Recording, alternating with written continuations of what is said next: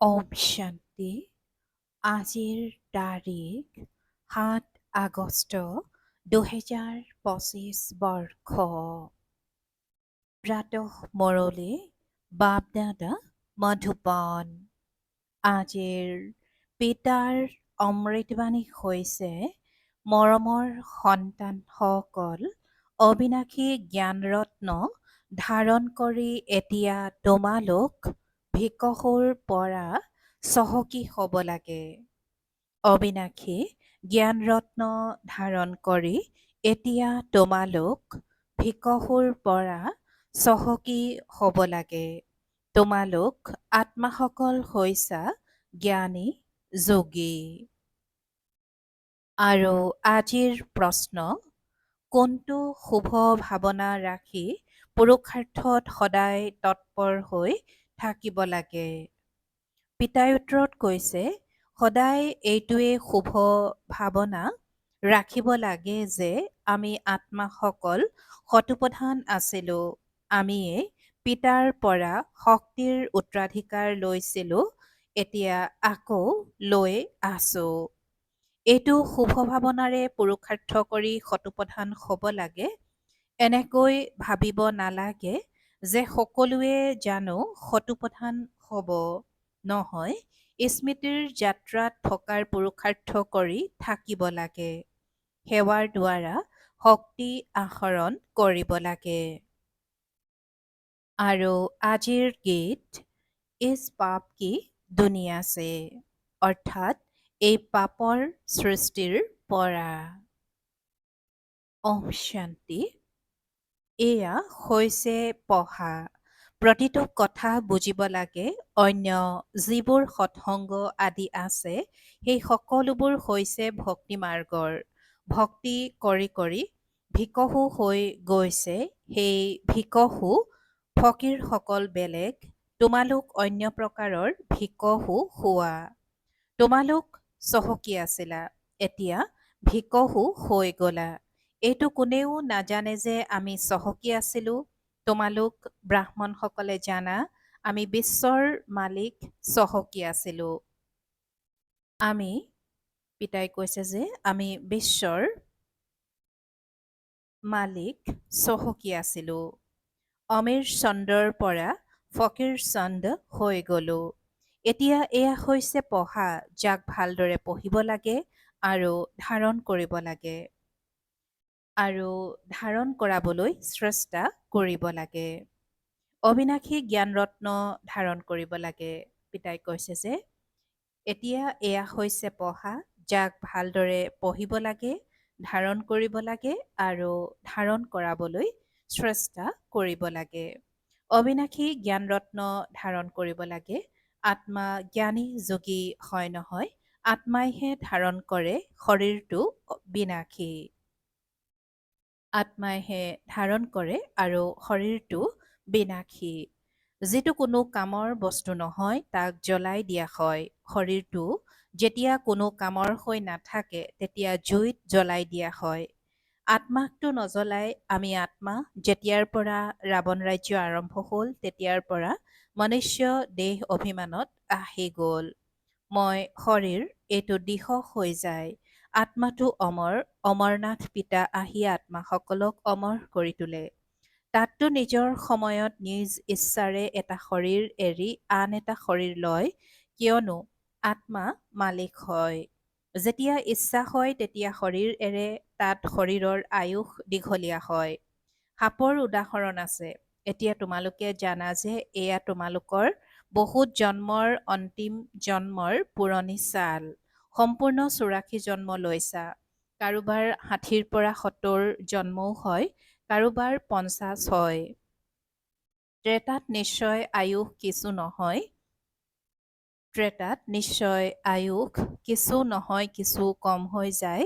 সত্যযুগত সম্পূৰ্ণ আয়ুস থাকে। আৰু এতিয়া পুৰুষাৰ্থ কৰিব লাগে যে আমি যাতে পোনপ্ৰথমে সত্যযুগত আহোঁ। তাত শক্তি থাকে, গতিকে অকাল মৃত্যু নহয়। শক্তি কম হ'লে আয়ুসো কম হৈ যায়। আৰু এতিয়া যেনেকৈ পিতা সৰ্বশক্তিমান, তোমালোক আত্মা সকলকো শক্তিমান কৰি তোলে। এটাটো হৈছে পবিত্ৰ হ'ব লাগে আৰু স্মৃতিত থাকিব লাগে, তেতিয়া শক্তি পোৱা যায়। পিতাৰ পৰা শক্তিৰ উত্তৰাধিকাৰ লোৱা পাপ আত্মাইতো শক্তি ল'ব নোৱাৰে। পুণ্য আত্মা হ'লে শক্তি পায়। এইটো খেয়াল কৰা। আমি আত্মা শতপ্ৰধান আছিলোঁ, সদায় শুভ ভাৱনা ৰখা উচিত। এনেকুৱা নহয় যে সকলো জানো শতপ্ৰধান হ'ব, কোনোবাতো শতো হ'ব নহয়। নহয়, নিজে বুজিব লাগে মই প্ৰথমতে শতপ্ৰধান আছিলোঁ। নিশ্চয়তাৰ দ্বাৰা শতপ্ৰধান হ'বা।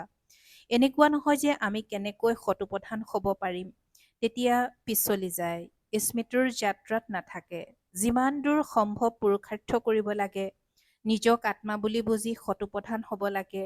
এই সময়ত সকলো মনুষ্য মাতৃ তমোপ্ৰধান, তোমালোকৰ আত্মাও তমোপ্ৰধান। পিতাৰ স্মৃতিৰে আমাক এতিয়া শতপ্ৰধান কৰি তুলিব লাগে। লগতে সেৱাও কৰিলে তেতিয়া শক্তি পাবা। ধৰি লোৱা কোনোবাই সেৱা কেন্দ্ৰ খুলি দিয়ে, গতিকে তেওঁৰ শিৰত বহুতৰ আশীৰ্বাদ পাব। মনুষ্যই ধৰ্মশালা নিৰ্মাণ কৰি দিয়ে যে কোনোবা আহিলে জিৰণি ল'ব, আত্মা আনন্দিত হ'ব নহয়। থাকোতাসকলে আৰাম পালে তেওঁলোকৰ আশীৰ্বাদ নিৰ্মাণ কৰোতাজনে পায়।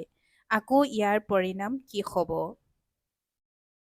পৰৱৰ্তী জন্মত তেওঁ সুখ পাব, ভাল ঘৰ পাব, ঘৰৰ সুখ পাব। এনেকুৱা নহয় যে কেতিয়াও বেমাৰ নহ'ব, কেৱল ভাল ঘৰ পাব। চিকিৎসালয় খুলিলে স্বাস্থ্য ভালে থাকিব, বিশ্ববিদ্যালয় খুলিলে পঢ়াত ভাল হ'ব। স্বৰ্গততো এই চিকিৎসালয় আদি নাথাকে। ইয়াত তোমালোকে পুৰুষাৰ্থৰ 21 জন্মৰ কাৰণে প্ৰাৰব্ধ গঢ়া। বাকী তাত চিকিৎসালয়, আদালত, পুলিচ আদি একো নাথাকিব। এতিয়া তোমালোক সুখধামলৈ যোৱা, তাত মন্ত্ৰীও নাথাকে। মহাৰজা মহাৰাণী নিজেই উচ্চতকৈও উচ্চ, তেওঁলোকে মন্ত্ৰীৰ ৰায় ল'ব জানো? ৰায় তেতিয়া লয় যেতিয়া বুদ্ধিহীন হয়, বিকাৰত অধপতিত হয়। ৰাৱণ ৰাজ্যত একেবাৰে বুদ্ধিহীন তুচ্ছ বুদ্ধিৰ হৈ যায়। সেইকাৰণে বিনাশৰ ৰাস্তা বিচাৰি থাকে। নিজে বুজি পায় যে আমি বিশ্বক বহুত উচ্চ কৰি তোলো, কিন্তু এওঁলোক আৰু অধিকহে অৱনমিত হৈ যায়। এতিয়া বিনাশ সমাগত। তোমালোক সন্তানসকলে জানা যে আমি ঘৰলৈ যাব লাগে। আমি ভাৰতৰ সেৱা কৰি দৈবী ৰাজ্য স্থাপনা কৰোঁ, আকৌ আমি ৰাজত্ব কৰিম। গোৱাও হয়, পিতাক অনুসৰণ কৰা, পিতাকে সন্তানক প্ৰত্যক্ষ কৰায় আৰু সন্তানে পিতাকক প্ৰত্যক্ষ কৰায়। সন্তানসকলে জানে এই সময়ত শিৱ বাবা ব্ৰহ্মাৰ শৰীৰত আহি আমাক পঢ়ায়। এনেকৈয়ে বুজাবও লাগে। আমি ব্ৰহ্মাক ভগৱান বা দেৱতা আদি বুলি নামানো। এওঁতো পতিত আছিল, পিতা পতিত শৰীৰত প্ৰৱেশ কৰিছে। বৃক্ষত চোৱা, একেবাৰে ওপৰত থিয় হৈ আছে নহয়। পতিত হোৱাৰ কাৰণে তলত পাৱন হ'বলৈ তপস্যা কৰি আকৌ দেৱতা হয়। তপস্যা কৰাসকল হৈছে ব্ৰাহ্মণ। তোমালোক ব্ৰহ্মা কুমাৰ কুমাৰী সকলোৱে ৰাজযোগ শিকি আছা। কিমান স্পষ্ট! এই ক্ষেত্ৰত যোগ বহুত ভাল হোৱা উচিত। স্মৃতিত নাথাকিলেতো মুৰলীতো সেই শক্তি নাথাকিব। শক্তি পোৱা যায় শিৱ বাবাৰ স্মৃতিৰে। স্মৃতিৰেই শতপ্ৰধান হবাগৈ, নহ'লে শাস্তি ভুগি কম পদ পাব। মূল কথা হৈছে স্মৃতিত থকাটো, যাক ভাৰতৰ প্ৰাচীন যুগ বুলি কোৱা হয়। জ্ঞান কোনেও নাজানে। পূৰ্বৰ ঋষিমুনিয়ে কৈছিল, ৰচয়িতা আৰু ৰচনাৰ আদি মধ্য অন্তক আমি নাজানো। তোমালোকেও আগতে একো নাজানিছিলা। এই 5 বিকাৰেই তোমালোকক একেবাৰে মূল্যহীন কৰি দিলে। এতিয়া এই পুৰণি সৃষ্টি জ্বলি একেবাৰে শেষ হৈ যাব, একোৱেই নাথাকিব। তোমালোক সকলোৱে পুৰুষাৰ্থৰ ক্ৰম অনুসৰি ভাৰতক স্বৰ্গ কৰি তুলিবলৈ তন মন ধনেৰে সেৱা কৰা। প্ৰদৰ্শনীতো তোমালোকক সুধিলে কবা যে আমি বিকে সকলে নিজৰ তন মন ধনেৰে শ্ৰীমতত সেৱা কৰি ৰামৰাজ্য স্থাপনা কৰি আছো। গান্ধীজীয়েতো এনেকৈ কোৱা নাছিল যে শ্ৰীমতত ৰামৰাজ্য স্থাপনা কৰি আছে। ইয়াততো এওঁৰ শৰীৰত শ্ৰী শ্ৰী 108 পিতা বহি আছে। 108ৰ মালাও তৈয়াৰ কৰে। মালাটো ডাঙৰকৈ তৈয়াৰ হয়। সেইসকলৰ মাজত 8ৰ পৰা 108 গৰাকীয়ে ভাল পৰিশ্ৰম কৰে। ক্ৰমানুসৰিতো বহুত আছে যিসকলে ভাল পৰিশ্ৰম কৰে। ৰুদ্ৰ যজ্ঞত ৰুদ্ৰ যজ্ঞত শালগ্ৰামৰো পূজা হয়। নিশ্চয় কিছু সেৱা কৰিছে সেইবাবেতো পূজা হয়। তোমালোক ব্ৰাহ্মণসকল হৈছা আত্মিক সেৱাধাৰী। পিতাই কৈছে, তোমালোক ব্ৰাহ্মণসকল হৈছা আত্মিক সেৱাধাৰী। সকলো আত্মাকেই জগাই তোলোতা হোৱা। মই আত্মা এইটো পাহৰিলে দেহ অভিমানত আহি যায়। এনেকৈ ভাবে যে মই অমুক হওঁ। কোনোবাই জানো এইটো জানে যে মই আত্মা? অমুক নামটো এই শৰীৰৰহে। আমি আত্মাসকল ক'ৰ পৰা আহোঁ এইটো খেয়াল কাৰো অলপো নাই। ইয়াত ভূমিকা পালন কৰোঁতে কৰোঁতে শৰীৰৰ বোধ দিশ হৈ গৈছে। পিতাই বুজাই, সন্তানসকল এতিয়া গাফিলতি কৰিবলৈ এৰা। মায়া বৰ শক্তিশালী। তোমালোক যুদ্ধক্ষেত্ৰত আছা। তোমালোক আত্ম অভিমানী হোৱা। আত্মাসকল আৰু পৰমাত্মাৰ এয়া হৈছে মেলা। গায়ন আছে, আত্মাসকল আৰু পৰমাত্মা বহুকাল বিচ্ছিন্ন হৈ থাকিল। ইয়াৰো অৰ্থ তেওঁলোকে নাজানে। এতিয়া তোমালোকে জানা। আমি আত্মাসকল পিতাৰ সৈতে নিবাস কৰোঁ। সেইখন আত্মাসকলৰ ঘৰ নহয় জানো? পিতাও তাতে থাকে। তেওঁৰ নাম শিৱ। শিৱ জয়ন্তীৰো গায়ন কৰা হয়। অন্য কোনো নাম দিবই নালাগে। পিতাই কয়, মোৰ আচল নাম হৈছে কল্যাণকাৰী শিৱ। কল্যাণকাৰী ৰুদ্ৰ বুলি কোৱা নহয়, কল্যাণকাৰী শিৱ বুলি কয়। কাশীতো শিৱৰ মন্দিৰ আছে নহয়। তালৈ গৈ সাধুসকলে মন্ত্ৰ জপ কৰে। শিৱ, কাশী, বিশ্বনাথ, গংগা। এতিয়া পিতাই বুজায়, শিৱ যিজনক কাশীৰ মন্দিৰত অধিষ্ঠিত কৰিছে তেওঁক কোৱা হয় বিশ্বনাথ। এতিয়া মইতো বিশ্বনাথ নহওঁ। বিশ্বৰ নাথটো তোমালোক হোৱা। মই নহওঁৱেই।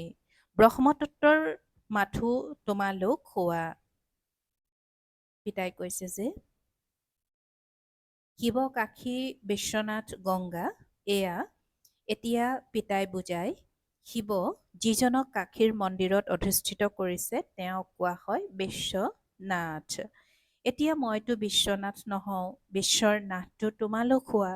মই নহওঁৱেই। ব্ৰহ্মতত্ত্বৰ নাথো তোমালোক হোৱা।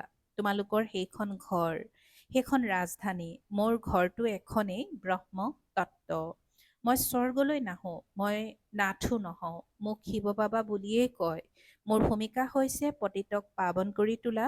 শিখ লোকসকলেও কয়, ঈশ্বৰে মলিন কাপোৰ পৰিষ্কাৰ কৰে। শিখসকলে কৈছে যে ঈশ্বৰে মলিন কাপোৰ পৰিষ্কাৰ কৰে, কিন্তু অৰ্থ বুজি নাপায়। মহিমাও গায়, এক ওংকাৰ। অজনী অৰ্থাৎ জন্ম মৰণ ৰহিত। মইতো 84 জন্ম নলওঁ। মই এওঁৰ শৰীৰত প্ৰৱেশ কৰোঁ। মনুষ্যই 84 জন্ম লয়, এওঁৰ আত্মাই জানে। বাবা মোৰ লগত একেলগে বহি আছে, তথাপিও বাৰে বাৰে স্মৃতি পাহৰি যাওঁ। এই দাদাৰ অৰ্থাৎ ব্ৰহ্মাৰ আত্মাই কয়, মই বহুত পৰিশ্ৰম কৰিবলগীয়া হয়। এনেকুৱা নহয় যে মোৰ লগত বহি আছে সেইবাবেই স্মৃতি ভালকৈ থাকে। নহয়, একেবাৰে একত্ৰিত হৈ আছে। জানো মোৰ ওচৰত আছে। এই শৰীৰটোৰ যেন তেওঁ মালিক, তথাপিও পাহৰি যাওঁ। বাবাক অৰ্থাৎ এই শৰীৰ ঘৰ থাকিবৰ কাৰণে দিছোঁ। বাকী এটা কোণত মই বহি আছোঁ। ডাঙৰ ব্যক্তি হ'ল নহয় জানো? ডাঙৰ ব্যক্তি হ'ল নহ'ল জানো? বিচাৰ কাৰো মালিক কাষত বহি আছে। বিচাৰ কৰোঁ যে মালিক কাষত বহি আছে। পিতাজী কৈছে যে বাবাক এই শৰীৰ অৰ্থাৎ ঘৰ থাকিবৰ কাৰণে দিছোঁ। বাকী এটা কোণত মই বহি আছোঁ। ডাঙৰ ব্যক্তি হ'ল নহ'ল জানো? বিচাৰ কৰোঁ মালিক কাষত বহি আছে। এইখন ৰথ তেওঁৰ। তেওঁ ইয়াৰ তত্বাৱধান লয়। মোক শিৱ বাবাই খুৱায়ো। মই তেওঁৰ ৰথ। কিবাটো সৎকাৰ কৰিম নহয়, এইটো আনন্দত খাওঁ। 2-4 মিনিটৰ পাছত পাহৰি যাওঁ। তেতিয়া বুজো সন্তানসকলৰ কিমান পৰিশ্ৰম হয়। সেইকাৰণে বাবাই বুজাই থাকে, যিমান দূৰ সম্ভৱ পিতাক স্মৰণ কৰা। বহুত মুনাফা আছে। ইয়াতো অলপ কথাতে বিৰক্ত হৈ যায়। তেতিয়া পঢ়া এৰি দিয়ে। বাবা বাবা বুলি কৈ আঁতৰি গুচি যায়। পিতাক নিজৰ কৰি লয়। জ্ঞান শুনায়, জ্ঞান পচন্দ কৰে, দিব্য দৃষ্টিৰে স্বৰ্গক প্ৰত্যক্ষ কৰে, ৰাস কৰে। তাৰ পাছত অহো মোৰ মায়া, অহো মোৰ মায়াই মোৰ পৰা আঁতৰাই দিয়ে। আচৰিত, গুচি যায়। যিজনে বিশ্বৰ মালিক কৰি তোলে তেওঁক এৰি দিয়ে। ডাঙৰ ডাঙৰ প্ৰসিদ্ধ সকলো আঁতৰি গুচি দিয়ে। এতিয়া তোমালোকক ৰাস্তা দেখুওৱা হয়। এনেকুৱা নহয় যে হাতত ধৰি লৈ যাম। এই দুচকুৰেতো নহয়। এই দুচকুৰেতো অন্ধ নহয়। হয়, জ্ঞানৰ তৃতীয় নেত্ৰ তোমালোকে পোৱা। তোমালোকে সৃষ্টিৰ আদি মধ্য অন্তক জানা। এই চুৰাশীৰ চক্ৰ বুদ্ধিত ঘূৰি থাকিব লাগে। তোমালোকৰ নাম হৈছে সুদৰ্শন চক্ৰধাৰী। একমাত্ৰ পিতাকে স্মৰণ কৰিব লাগে। অন্য কাৰো স্মৃতি যাতে নাথাকে। অন্তিমত এইটো অৱস্থা যাতে হয়। যেনেকৈ স্ত্ৰীৰ পুৰুষৰ প্ৰতি মৰম থাকে, তেওঁলোকৰ হৈছে পাৰ্থিৱ অৰ্থাৎ দৈহিক মৰম। ইয়াত তোমালোকৰ হৈছে আত্মিক মৰম। পিতাই কৈছে যে ইয়াত তোমালোকৰ হৈছে আত্মিক মৰম। তোমালোকে উঠোতে বহোতে স্বামীসকলৰো স্বামী, পিতাসকলৰো পিতাক স্মৰণ কৰিব লাগে। জগতত এনেকুৱা বহুত ঘৰ আছে য'ত স্ত্ৰী পুৰুষ তথা পৰিয়াল পৰস্পৰ বহুত মৰমেৰে থাকে। ঘৰখন যেন স্বৰ্গৰ দৰে হৈ থাকে। ৫ৰ পৰা ৬টা সন্তান একেলগে থাকে। ৰাতিপুৱা সোনকালে উঠি পূজা কৰিবলৈ বহে। ঘৰত কোনো কাজিয়া আদি নাই, এক ৰস হৈ থাকে। কৰবাত আকৌ একেখন ঘৰতে কোনোবা যদি ৰাধা স্বামীৰ শিষ্য আৰু কোনোবাই আকৌ ধৰ্মকে নামানে। অলপ কথাতে বিতুষ্ট হৈ যায়। গতিকে পিতাই কয় এই জন্মত, এই অন্তিম জন্মত সম্পূৰ্ণ পুৰুষাৰ্থ কৰিব লাগে। পিতাই কৈছে যে এই অন্তিম জন্মত সম্পূৰ্ণ পুৰুষাৰ্থ কৰিব লাগে। নিজৰ ধনো সফল কৰি নিজৰ কল্যাণ কৰা। তেতিয়া ভাৰতৰো কল্যাণ হ'ব। তোমালোকে জানা, আমি নিজৰ ৰাজধানী শ্ৰীমতত পুনৰাই স্থাপন কৰোঁ। স্মৃতিৰ যাত্ৰাৰে আৰু সৃষ্টিৰ আদি মধ্য অন্তক জানিলে আমি চক্ৰৱৰ্তী ৰজা হৈ যামগৈ। আকৌ তললৈ নমা আৰম্ভ হ'ব। আকৌ অন্তিমত বাবাৰ ওচৰত আহি যাব। শ্ৰীমতত চলিলেহে উচ্চ পদ পাবা। পিতাই কোনো ফাঁচি কাঠত ওলমাই নিদিয়ে। এটাটো কয় পবিত্ৰ হোৱা আৰু পিতাক স্মৰণ কৰা। সত্য যুগত কোনো পতীত নাথাকে। দেৱী দেৱতা সকলো বহুত কম সংখ্যক থাকে, আকৌ লাহে লাহে বৃদ্ধি হয়। দেৱতাসকলৰ হৈছে সৰু বৃক্ষ, আকৌ কিমান বৃদ্ধি হৈ যায়। আত্মাসকল আহি থাকে। এইখন ৰচি থোৱা খেল, ভাল বাৰু। অতি মৰমৰ কল্পৰ পাছত পুনৰাই মিলিত হোৱা সন্তানসকলৰ প্ৰতি মাতা পিতা বাপ দাদাৰ স্নেহপূৰ্ণ স্মৰণ আৰু সুপ্ৰভাত। আত্মিক পিতাৰ আত্মিক সন্তানসকলক নমস্কাৰ। আৰু আত্মিক সন্তানসকলৰ আত্মিক মাত পিতা আৰু বাপ দাদাৰ প্ৰতি স্নেহপূৰ্ণ স্মৰণ আৰু সুপ্ৰভাত আৰু নমস্কাৰ নমস্কাৰ নমস্কাৰ। আৰু আজিৰ ধাৰণাৰ বাবে মুখ্য সাৰ প্ৰথমতে, আত্মিক সেৱাধাৰী হৈ আত্মাসকলক জগাই তোলাৰ সেৱা কৰিব লাগে। তন মন ধনেৰে সেৱা কৰি শ্ৰীমতত ৰামৰাজ্য স্থাপনাৰ নিমিত্ত হ'ব লাগে। দ্বিতীয়তে, সুদৰ্শন চক্ৰধাৰী হৈ চৌৰাশীৰ চক্ৰ বুদ্ধিত ঘূৰাব লাগে। একমাত্ৰ পিতাকহে স্মৰণ কৰিব লাগে। অন্য কোনো যাতে স্মৃতিত নাথাকে। কেতিয়াও কোনো কথাত বিতুষ্ট হৈ পঢ়া এৰিব নালাগে। আৰু আজিৰ বৰদান, সংগঠনত থাকি লক্ষ্য আৰু লক্ষণ সমান কৰি তোলোতা সদায় শক্তিশালী আত্মা হোৱা। সংগঠনত থাকি লক্ষ্য আৰু লক্ষণ সমান কৰি তোলোতা সদায় শক্তিশালী আত্মা হোৱা। আৰু আজিৰ বৰদানৰ ব্যাখ্যা, সংগঠনত ইজনে সিজনক দেখি উৎসাহ উদ্দীপনাও জাগে, তেনেকৈ অমনোযোগিতাও আহে। ভাবে যে এওঁ কৰে, মই কৰিলো, তাতে কি হ'ল? সেইকাৰণে সংগঠনৰ পৰা শ্ৰেষ্ঠ হোৱাৰ সহযোগ লোৱা। প্ৰতিটো কৰ্ম কৰাৰ পূৰ্বে এইটো বিশেষ মনোযোগ বা লক্ষ্য ৰাখিব লাগে যে মই নিজক সম্পন্ন কৰি উদাহৰণ হ'ব লাগে। মই কৰি আনকো কৰাব লাগে। আকৌ বাৰে বাৰে এইটো লক্ষ্য জাগ্ৰত কৰা। লক্ষ্য আৰু লক্ষণ মিলাই চলা, তেতিয়া শক্তিশালী হৈ যাবা। আৰু আজিৰ শ্লোগান, অন্তিমত তীব্ৰ গতিৰে আগবাঢ়ি যাবলৈ সাধাৰণ আৰু ব্যৰ্থ সংকল্পত সময় নষ্ট নকৰিবা। ওম শান্তি। আৰু আজিৰ অব্যক্ত সংকেত, সহজযোগী হ'বলৈ হ'লে পৰমাত্ম স্নেহৰ অনুভৱী হোৱা। যি মৰমৰ হয় তেওঁক স্মৰণ কৰা নহয়, তেওঁৰ স্মৃতি স্ৰোত আহে। কেৱল স্নেহ আন্তৰিক হওক, সঁচা আৰু নিস্বাৰ্থ হওক, যিহেতু মোৰ বাবা, মৰমৰ বাবা বুলি কোৱা, তেন্তে স্নেহীজনক কেতিয়াও পাহৰিব নোৱাৰে আৰু নিস্বাৰ্থ স্নেহ পিতাৰ বাহিৰে আন কোনো আত্মাৰ পৰা পাব নোৱাৰা। সেইকাৰণে কেতিয়াও স্বাৰ্থ ৰাখি স্মৰণ নকৰিবা, নিস্বাৰ্থ স্নেহত লীন হৈ থাকা। ওম শান্তি।